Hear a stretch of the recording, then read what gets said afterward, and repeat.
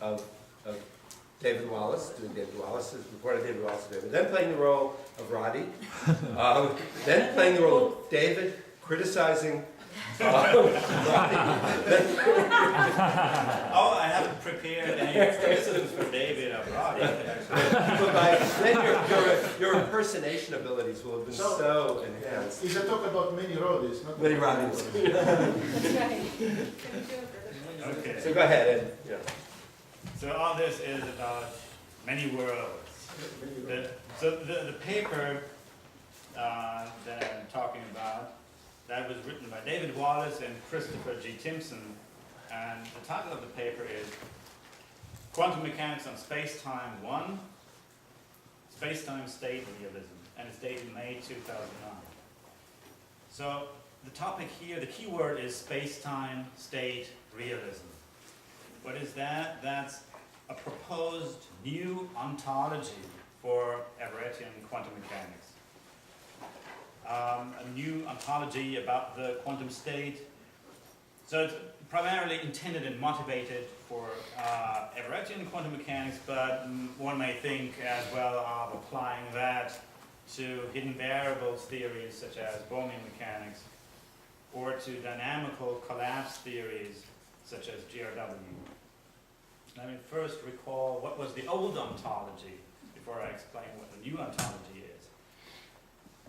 The name for the old ontology is wave function realism. So the picture here is in the Everettian view, you don't have any further variables, just the wave function. You regard the wave function as something like a field on configuration space. You say, that's my ontology. That's what's real. So the claim here about the old ontology is that may be more or less okay in non-relativistic quantum mechanics, but a real challenge comes from quantum field theory. So what motivates this new ontology is quantum field theory. Here's one way in which the situation changes in quantum field theory. Wave function realism presupposes a particular representation in Hilbert space, namely the particle position representation. Good. So we have to think of the wave function as a function on configuration space, as opposed to, say, a point in abstract Hilbert space. So let me elaborate a bit on that. If we think of Hilbert space just as an abstract n-dimensional or infinite dimensional Hilbert space, and the state vector as just some point in that abstract space, that would give us no structure at all. We would have a feeling that every point in that Hilbert space is just as good as any other point. I mean, that's how you would think about Euclidean space, right? In Euclidean space, the points don't have intrinsic properties that distinguish them. Every point is just as good as any other one. Now, in this framework in which you want to kind of derive something from the like appearances, in the Everettian framework in which you want to derive appearances, extract that from the wave function, that would be a bad position to be in. So you don't want to just have some point in an abstract Hilbert space. You want to have some structure, as, for example, would be provided by thinking of the state vector as a function on configuration space. So that is what you need the particle position representation for. Let me read something from this paper to say a few things in David Wallace's own words. Now, in quantum field theory, there are two related worries about quantum field theory that make wave function realism an unattractive position at best, an unviable one at worst. First, in quantum field theory, the particles are not fundamental and their positions are imprecisely defined. As such, no really satisfactory notion of configuration space is available for us to formulate wave function realism. Number two, wave function realism obscures the role of space-time in the formulation of quantum theory. Good. So this was kind of a summary of what's considered as the problems of wave function realism. So let me give more detail about point number one, the problems with the particle position representation in quantum field theory. The problems are these. First of all, you get a strange configuration space because now you have particle creation and annihilation. So if you want to write the wave function in the particle position representation, now you would have wave functions for every number n of particles that you could have. So you have this infinite sequence of different configuration spaces, and you would have a wave function on that.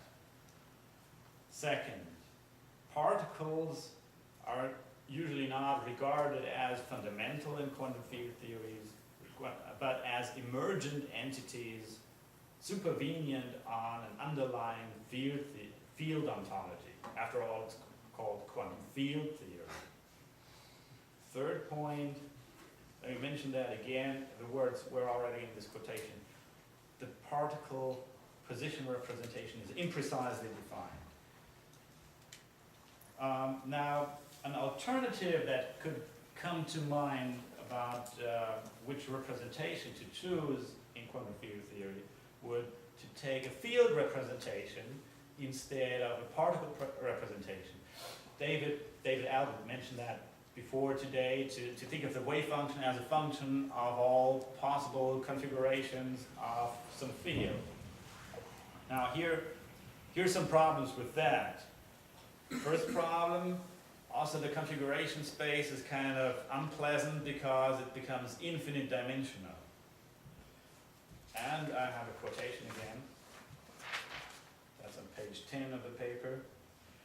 The problem with this move to think of a wave function on the space of field configurations is that there is no single preferred choice of fields by which a quantum field theory can be specified.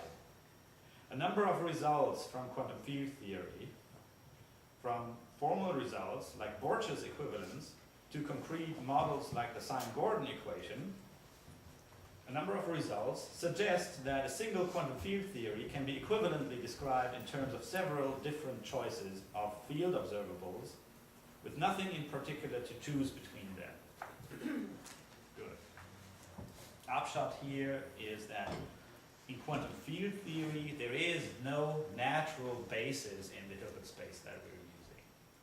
So this is something different from non-relativistic quantum mechanics where sort of the particle position basis is a natural candidate, obvious candidate for which is the best basis of the Hilbert space. And there's no such candidate here. Criticism number two. What was criticism number two? Let me read that again to you. Wave function realism obscures the role of space-time in the formulation of quantum theory.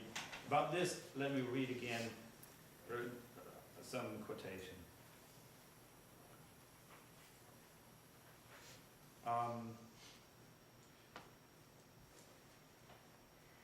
Let's see, somehow I left out, I guess I have to also read the sentence before that, or maybe reformulate it a bit.